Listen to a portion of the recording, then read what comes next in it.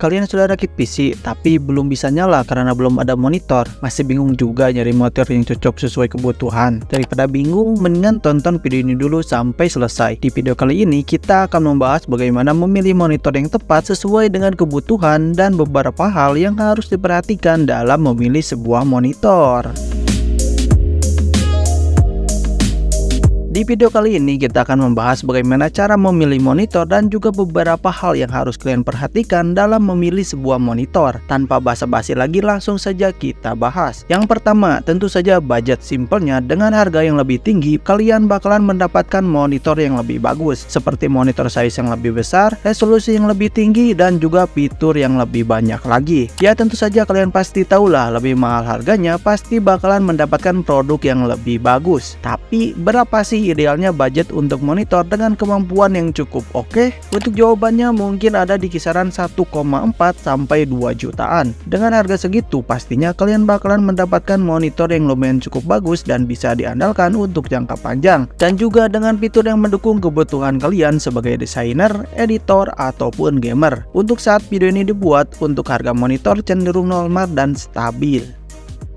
Yang kedua yaitu resolusi dan aspek rasio. Resolusi monitor sama gabang dengan resolusi tahun baru. Tentu saja beda ya guys. Ya, resolusi monitor adalah ukuran piksel yang dimiliki oleh layar monitor yang biasanya diukur dengan ukuran panjang kali lebar. Biasanya resolusi erat hubungannya dengan spesifikasi dari PC yang kalian punya, apalagi dengan PGA card. Misalkan kalau PGA card kalian lumayan cukup lawas dan cuman bisa menampilkan resolusi HD 1366p x 768p, ya kurang disarankan jika kalian memilih monitor dengan resolusi yang lebih tinggi, kecuali kalian punya rencana untuk upgrade PGA card kalian ke depannya. Terus kalau PGA cardnya bisa tembus sampai 4K, apakah harus membeli monitor yang 4K juga? Untuk jawabannya ya bisa saja jika kalian ingin memaksimalkan performa yang ada. Tapi kalau budget kalian kurang untuk membeli monitor 4K, kalian bisa membeli monitor yang memiliki resolusi di bawahnya, seperti 1440p atau 1080p. Karena untuk standar monitor zaman sekarang umumnya memakai resolusi 1080p, dan 1080p juga sudah cukup untuk keperluan harian dan juga gaming. Untuk resolusi di bawah 1080p seperti 720p kurang direkomendasikan dipakai, kecuali jika PC kalian sudah agak lawas. Untuk resolusi sendiri erat kaitannya dengan yang namanya aspek rasio. Apa itu bang aspek rasio? Aspek rasio adalah perbandingan antara panjang dan lebar dari sebuah monitor. Ada beberapa aspek rasio yang umum dipakai. Misalnya,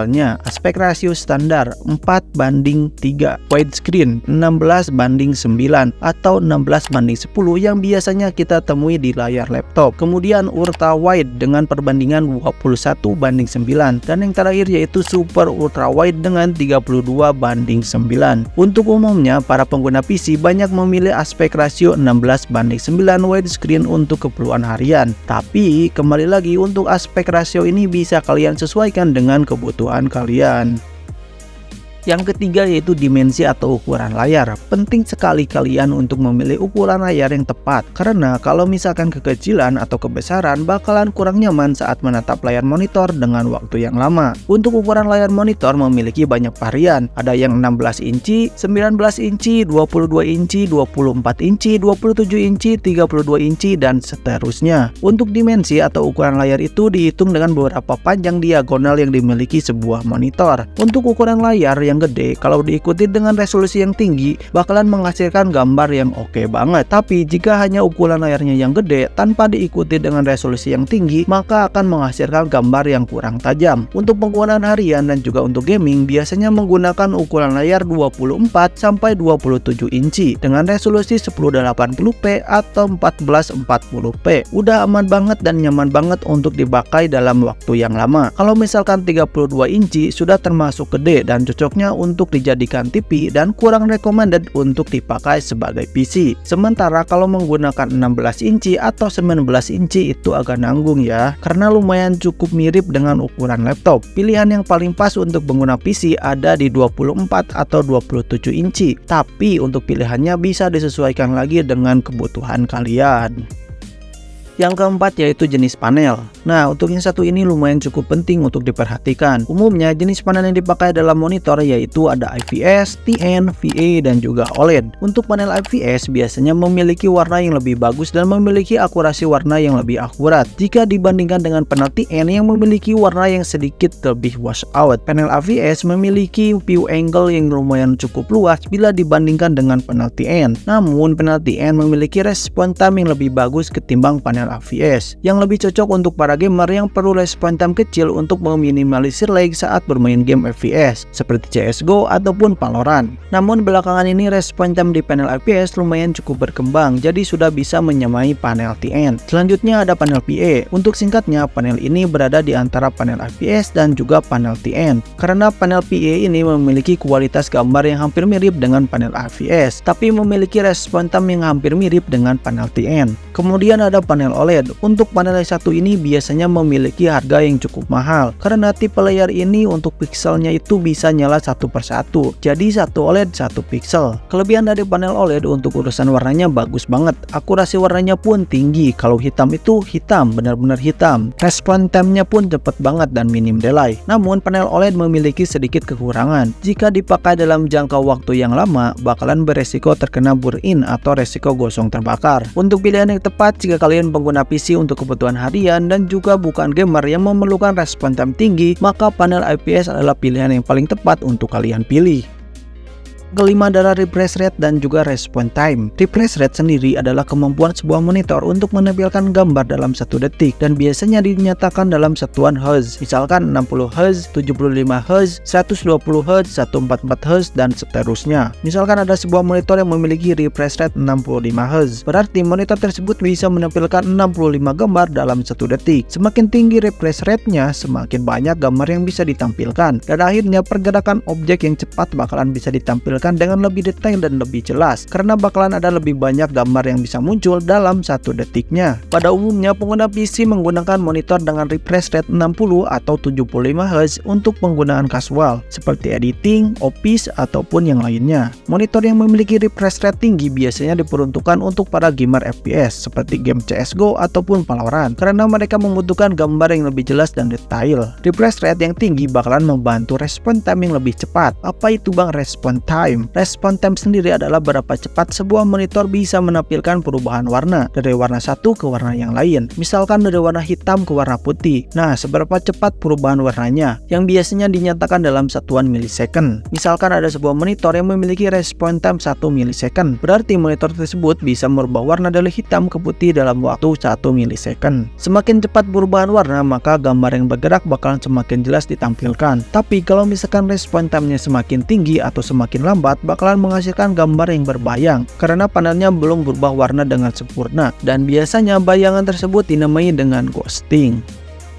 Yang keenam adalah akurasi warna yang masih erat kaitannya dengan poin sebelumnya. Akurasi warna sangatlah penting untuk para desainer ataupun editor karena bakalan menjadi masalah jika para desainer melihat warna di monitor itu bagus tapi pas dicetak itu hasilnya berbeda dengan apa yang dilihat di monitor. Akurasi warna sangatlah penting untuk kalian yang bekerja di bidang yang membutuhkan akurasi warna tinggi. Tapi kalau kalian seorang gamer sepertinya bakalan kurang mementingkan soal akurasi warna. Untuk melihat spesifikasi warna dari sebuah monitor biasanya dilihat dari library warna yang disebut color gamut. Color gamut yang umumnya dijadikan acuan biasanya sRGB yang dinyatakan dalam satuan persen. Selain sRGB ada juga Adobe RGB, DCI-P3, dan yang lainnya. Dan masing-masing dari color gamut tersebut memiliki kombinasi warna yang berbeda dan digunakan pada keperluan yang berbeda juga.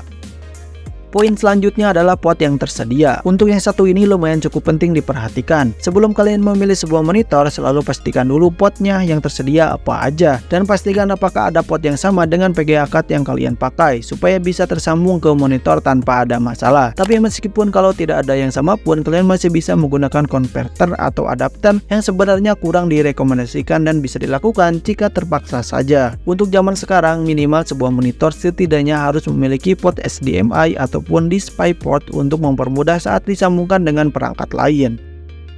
Poin yang terakhir yaitu fitur spesial dari sebuah monitor. Untuk beberapa monitor biasanya dibekali dengan beberapa fitur spesial, misalkan FreeSync dan juga G-Sync. Apa itu bang FreeSync atau G-Sync? Singkatnya, keduanya adalah teknologi software untuk mensinkronisasikan antara clock monitor dan juga PGA card, supaya saat kita bermain game dengan FPS tinggi bakalan smooth dan tidak ada gambar yang terlihat patah. Untuk G-Sync sendiri mensupport PGA card dari Nvidia, dan FreeSync sendiri untuk mensupport PGA card dari AMD. Selain kedua fitur tadi, fitur spesial lainnya dari sebuah monitor itu bisa meliputi desain dari monitor tersebut. Misalkan desain dari layar monitor, tombol konfigurasi monitor, speaker monitor, kemudian bezel dari monitor, dan juga bentuk kaki dari monitor tersebut. Untuk desain dari layar monitor yang umumnya kita jumpai ada dua, yaitu ada yang datar dan ada juga yang curve atau melengkung, yang biasanya dipakai untuk para gamer untuk mendapatkan experience bermain game yang lebih. Nah, mungkin itulah poin-poin yang harus kalian perhatikan dalam memilih monitor untuk kebutuhan kalian. Untuk secara singkat checklistnya yaitu sebagai berikut. Yang pertama, resolusi minimal 1080p atau Full HD, dimensi layar 24 atau 27 inch dengan 16:9. Untuk panel yang digunakan tentu saja IPS, minimal 60Hz untuk refresh rate-nya. Untuk port yang tersedia minimal HDMI atau DisplayPort supaya bisa gampang disambungkan dengan perangkat lain. Untuk yang terakhir yaitu desainnya yang sesuai selera kalian atau sesuai dengan kebutuhan kalian. Nah, itulah gambaran untuk mendapatkan monitor idaman kalian. Menurut kalian, hal apa lagi yang harus diperhatikan dalam memilih sebuah monitor? Tulis di kolom komentar ya. Sekian dulu video kali ini. Jika masih ada yang kurang jelas atau masih ada yang ingin ditanyakan, bisa banget tulis di kolom komentar. Nanti kita akan bahas bersama-sama. Oke, jangan lupa tekan tombol like, komen, dan juga subscribe. Dan jangan lupa share ke teman-teman kalian supaya mensupport channel ini terus berkembang. Terima kasih, sampai jumpa di next video. Bye-bye.